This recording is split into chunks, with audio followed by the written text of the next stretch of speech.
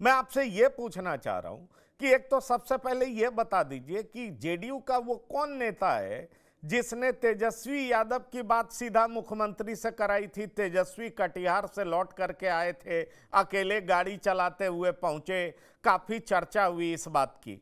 दूसरा सवाल मैं आपसे यह करूंगा कि दो नेता प्रो बीजेपी हैं, ये तो सब जानता है कि भाई ये ललन सिंह हैं, ये संजय झा हैं, वो चाहते हैं बीजेपी के साथ रहे।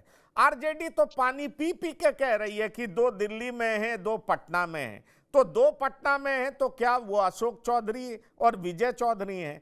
तो फिर और कौन नेता बच जाता है जो कि पार्टी को आरजेडी की तरफ लेके जाता है? क्या वो श्रवण कुमार है? क्या मनीष वर्मा है? क्या विजेंद्र यादव है? कौन है ये? देखिए, आपने सवाल कर दिया तो जवाब तो हमको देना ही पड़ेगा। हम नाम तो नहीं लेंगे, लेकिन आपको इतना इशारा, जो बिहार में रहते हैं और आप भी बिहार से वाकिफ हैं, वो पोलो रोड की कहानी है। अब पोलो रोड में किनका किनका निवास है, जो सियासत में दिलचस्पी लोग रखते हैं उनको पता है कि पोलो रोड में कौन कौन मंत्री रहते हैं। तो वो जो रात वाली घटना हुई थी वो पोलो रोड से हुई थी। कुछ जगह खबरें चली कि वो पंचमुखी मंदिर के आसपास का इलाका है, वहां से कुछ नहीं हुआ।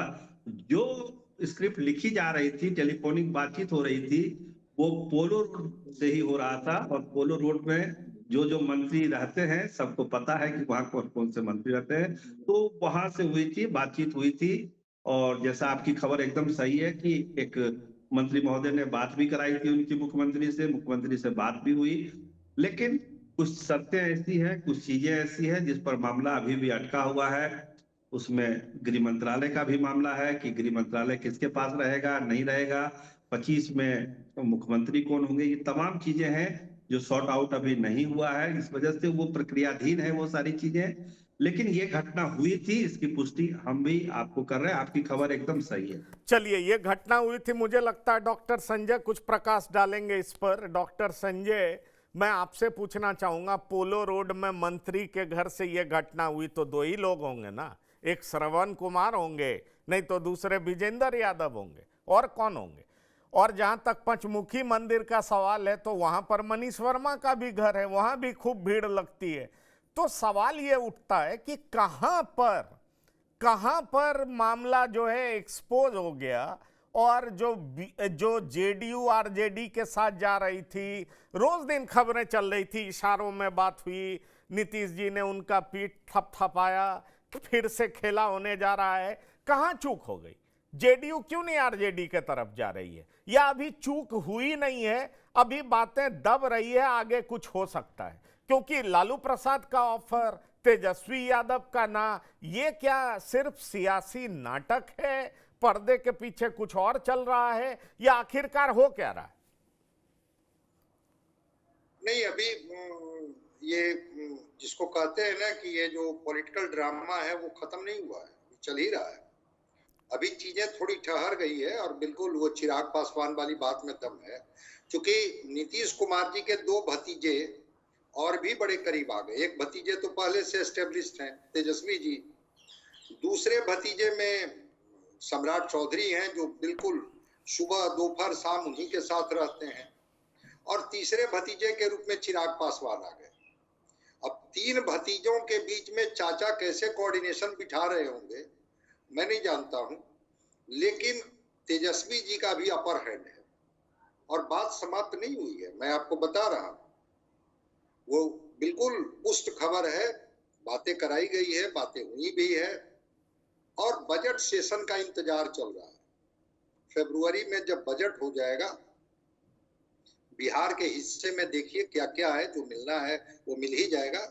और नीतीश कुमार जी की पूरी दिलचस्पी बिहार में है। केंद्र में मोदी जी की सरकार रहे नहीं रहे, उससे ज्यादा इनको दिलचस्पी है बिहार में। तो वो पटकथा पर विराम नहीं लगी है। दोनों खेमे में खुशियां हैं। जेडीयू के लोग भी खुश हैं और आरजेडी के लोग भी खुश हैं, और उसका इंतजार भी हो रहा है। तो ये नहीं कहा जा सकता है कि वो, हाँ, नीतीश कुमार जी ने विराम कर लगाने की कोशिश की मुजफ्फरपुर में, जब उन्होंने कहा कि नहीं नहीं नहीं, वो 2 बार मेरी गलती हो गई, तो वो तो इनके बार नहीं बार वो के ठीक है, डायलॉग। पर आप हमको ये बता दीजिए ना, 4 नेता को तो आरजेडी ब्लेम कर रही है, इसका मतलब है कि वो 4 नेता आरजेडी की तरफ जाने को तैयार नहीं है। अशोक चौधरी, विजय चौधरी, संजय झा और ललन सिंह। तो 5वें 6ठे नेता कौन है जो आरजेडी के तरफ लेके जाना चाह रहे हैं? क्या विजेंद्र यादव है, क्या श्रवण कुमार है, क्या मनीष वर्मा है, या तीनों हैं? नहीं, ब्लेम करना अलग बात है और अंदर खाने में अच्छे रिश्ते होना अलग बात है। तो अंदर खाने में जो ये चारों नाम ले रहे हैं, इसमें एक नाम तो मैं जानता हूं, जो इधर आरजेडी से उनकी नजदीकियां काफी बढ़ गई है, और आरजेडी से नजदीकियां जो बढ़ी हैं, कभी मैं बताऊंगा of the record, on record तो मैं नहीं बता पाऊंगा।